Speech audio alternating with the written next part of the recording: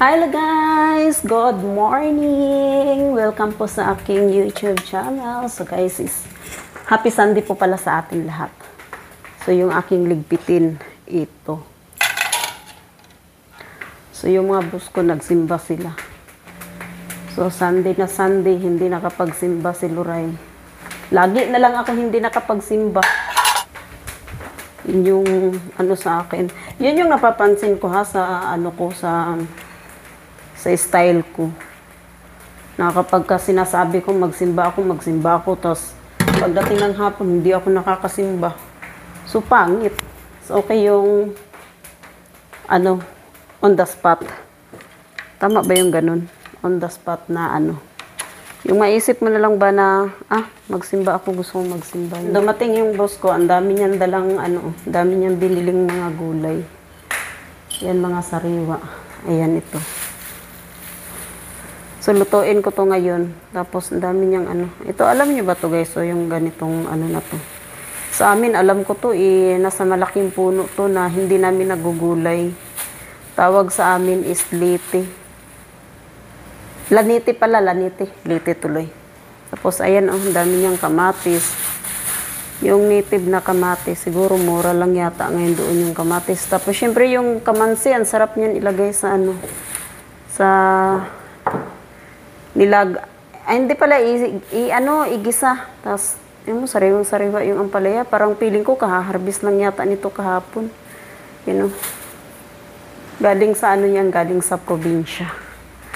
Tapos, of course, yung aking favorite, siya, talbos ng sayote. OMG. Malaki siya, pero isama ko kasi.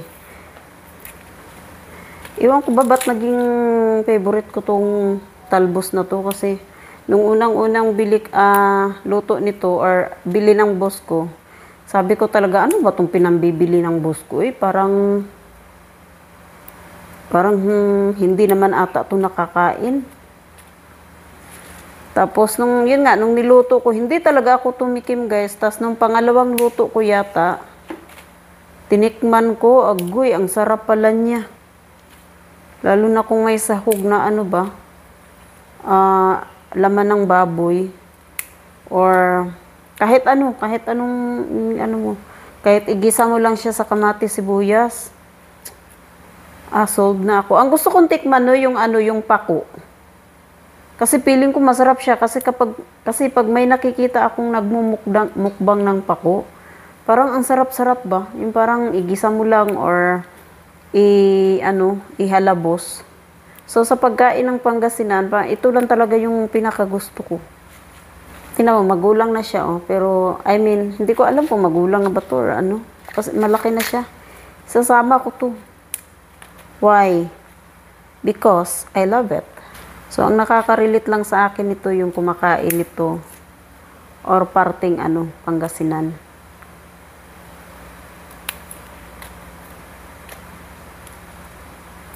Tapos sa naman, kasi parang ang Pangasinan yata, parang gusto yata nila yung hito.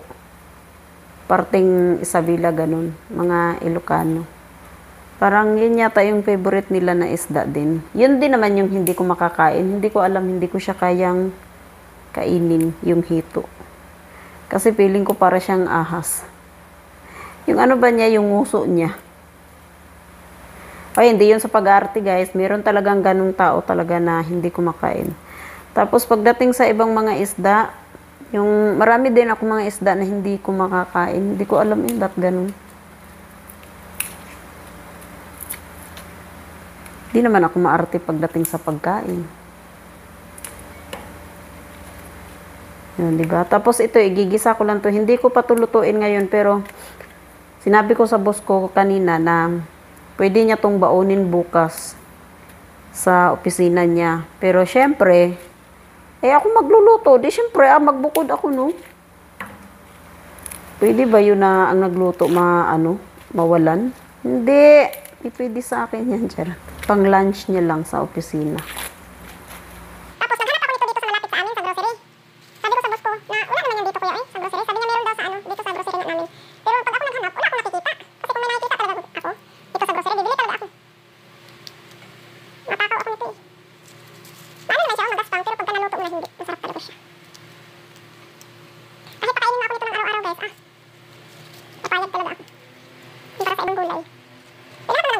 maliban lang doon sa talbos ng sitaw. Yung sitaw nga, dito ko nga alam yung nalalaman na nakakain pala yun. Nagugulay pala yung talbos niyan. Ang alam ko lang yung bunga. Kaya nito, tangkay siya, malambot naman siya. So, pwede mo siyang isama. Kahit mga gulay ngayon, napakamahal. Siguro, ang doon lang sa amin guys sa probinsya, sa Jinsan, wala talagang kamahal. Ang mahal sa amin yung ano, maluluka ka guys yung gasol. Siguro kung dito nasa 800 lang, doon sa amin nasa 1,000. Yun yung mahal sa amin. Pero yung ano, yung mga ganito. Gulay, mga prutas, ay, wanto sawa ka talaga sa amin guys. Parang ang ano mo lang is yung pera lang. Kailangan mo lang doon is pera. Malambot pa siya ganun. Ito malambot to, isasama ko talaga yun. Wala akong patawad pagdating sa talbos ng sayuti. Tapos, ano pala, yung bunga pala ng malunggay. Hindi mo din ako mapapakain dati kasi parang naanhan ako ba yung amoy niya. Parang natatapangan ako sa amoy. Yung tinikman ko din. Tapos, lalo na pag ako nagluto ng ano, ganung malunggay, lalagyan ko yan siya ng baboy. Yung taba-taba. Tapos nalaman ng baboy, ganun, or kaya taba-taba. Naging favorite ko na din. Basta ang pagkain ng Pangasinan ito, bunga ng malunggay. Tapos, yung dinding na, ano, yung igigisa mo ng ano, hindi pala hindi siya igigisa. Pero sa amin kasi yung dinding at saka yung sa aming klase na luto na lauoy, parang halos pareho lang. Ang kakaiba lang is nilalagyan nila ng bagoong. Sa amin naman wala. Pero parang similar lang siya na pagkaluto. Sabi ko pa dati, ano ba itong mga pagkain nila eh? Para man itong silang mga kambing. Kahit ano na lang pinapaksak, inaano nila, sinasaksak nila sa bibig nila. Pero sa katagalan, ako pala din yung ganun. Pag may nakikita ako ditong pako, bibili talaga ako kasi gusto ko talagang subukan kumain ng pako. Kasi ang sarap, parang tingnan ko talaga sila, ang sarap nilang kumain ng pako. Halos ngayon lang nagmumukbang, parting probinsya ba? Yung mga pako talaga sila. Mas wala talaga ako nakita dito sa Laguna. Pero naman ata sa parting Binyan ata baka meron. Once may nakikita akong ganun, bibili talaga ako. Kahit 100. Matikman ko lang yung pako na yan. Uy, ang dami niya oh. Oh my God, ang saya ni Loray. Marami siyang nakuhang ano. Nung pagkakita ko nito kanina, sabi ko, ay kuya, sabi ko, buti bumili mo kayo nito. Tapos, hinimay ko na kasi mabilis kasi ito siyang masira eh. So, hinimay ko na para itabi ko na lang, lagay ko na lang sa ref. At least, hindi siya matapon, walang masisira. Tingnan nyo, wala talaga akong natapon. May natapon akong isang dahon lang, isang piraso. Bis magluto ako ng ano, bis mabilis lang yung gawin ko ngayon kasi magnilaga lang. Nagbago yung isip nila.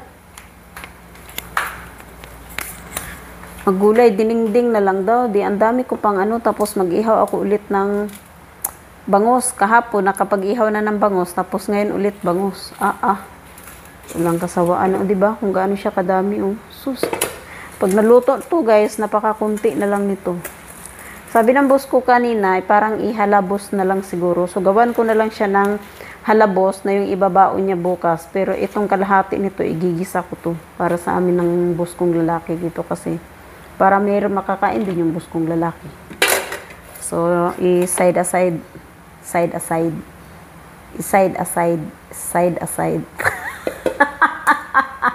English pa more.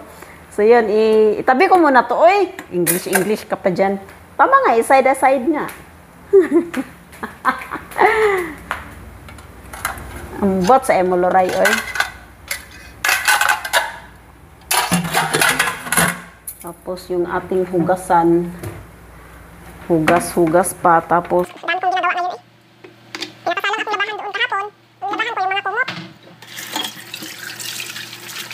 Tapos ngayon, yung mga damit naman nila, kunti lang naman siya. Kasi yung mga dala nila galing sa kundo. Yung iba, labahan ko na. Yung ngayon naman, yung dala naman ng anak ng boss kong lalaki. Galing sa kundo din. So, hindi ako nagmamadali kasi wala naman siyang dadalhin mamaya. Babalik siya sa kundo. So, kunti lang yung dadalhin niya kasi bukas. Yung panganay, yung anak ng boss kong panganay is alis siya naman gabi. Bukas din ibalik niya dito. So, hindi ako mag-aano sa mga gamit niya.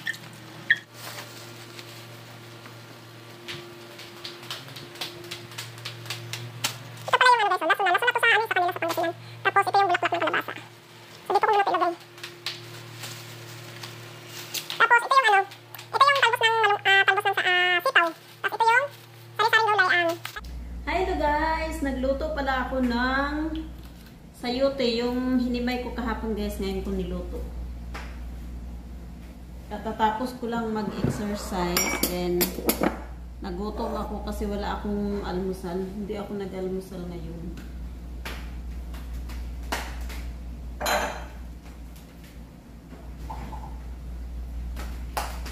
ito yung sayote. Yep. So, hinaluan ko siya ng, hinaluan ko siya ng hipon.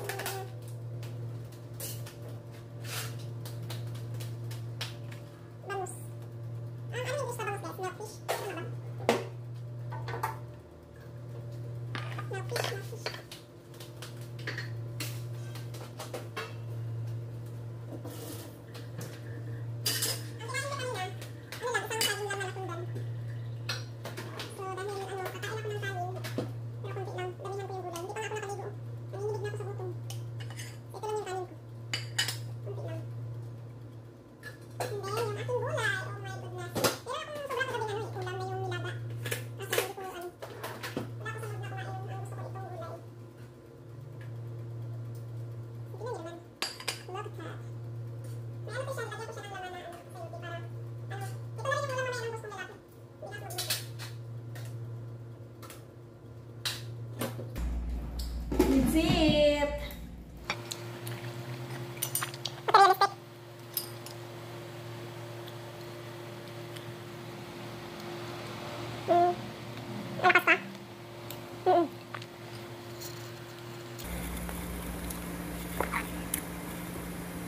Ano siya, mahiyain?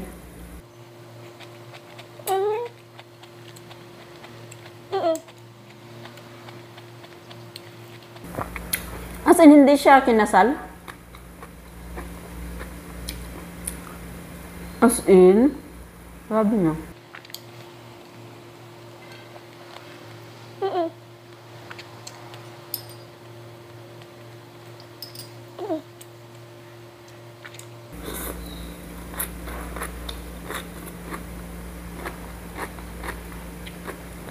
So, umiinom siya.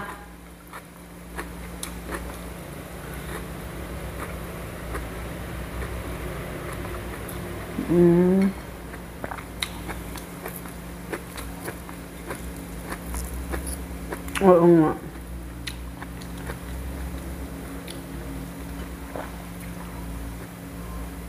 So, ano? Ha? Oh my God. Kawawa naman.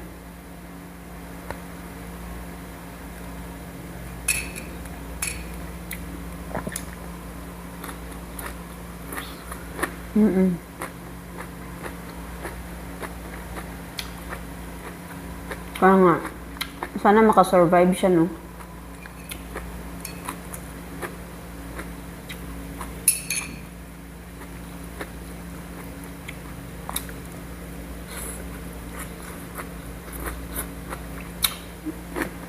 Oo nga. Kaya nga, tas makatagpo siya ng babaeng alagaan siya. Kausap ko yung friend ko sa sa Norway. Si Ate Rinalyn. Nagkwento siya about doon sa binigay niya sa aking textmate. Tapos meron daw siyang kaibigan ng asawa niya na yun yung dati na inano niya sa akin. Kaso yung taong yun walang Facebook. Ngayon, sabi daw nung lalaki kahapon, patingin nga ulit nung picture nung friend mo. Sabi doon nung kay Ate Rinalyn, nung lalaki, sabi ng lalaki. Sabi doon nung lalaki yun, kung mabait naman siya. Kaso wala siyang Facebook, so parang may sakit ata yung lalaki. Then, muna daw siya sa doktor niya. Kasi gusto niyang naghanap siya ng mapapangasawa. Pero inaano niya pa yung health niya. Ngayon, pag nakapag na daw siya sa doktor niya, baka gagawa na siya ng Facebook.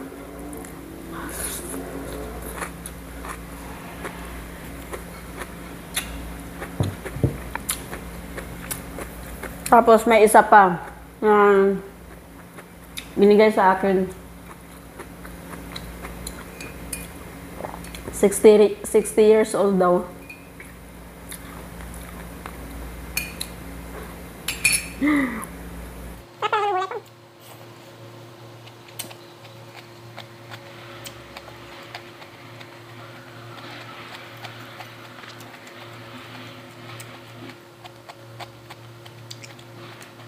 Why not? Kung seryoso naman eh, di ba? Sa panahon ngayon, di mo na kailangan yung kasing edad mo kasi kadalasan kasing edad mo, lulukuhin ka lang.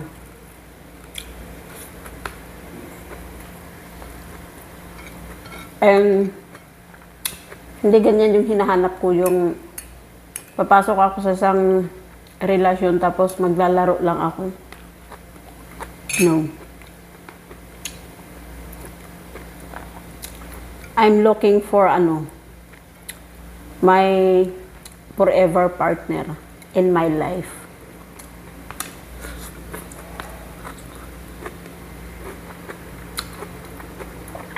Grabe, gulay lang guys, mabubusog ka na talaga.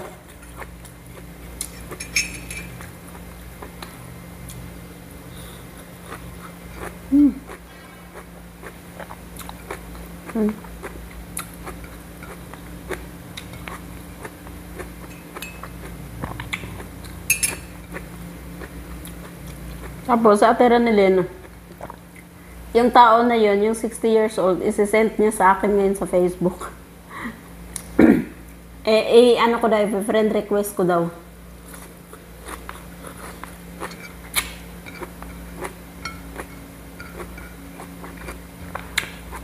Dito kasi, yun siya, yun sa Ate Ranelena yun, lahat ng binibigyan niya ng AFAM, natuluyan talaga, nagkakatuluyan ba?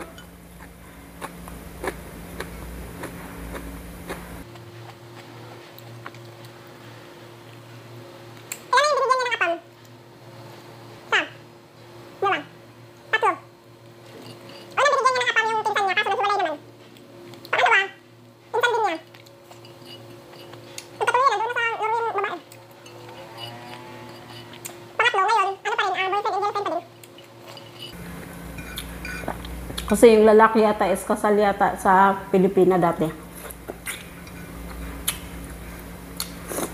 Diba? Baka ako pang-apat. Bye guys! God bless and have a good day.